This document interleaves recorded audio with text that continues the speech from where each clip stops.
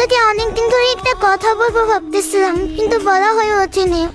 কিন্তু আজ বলতেছি, শোন পাখি, তুই একান্তই আমার।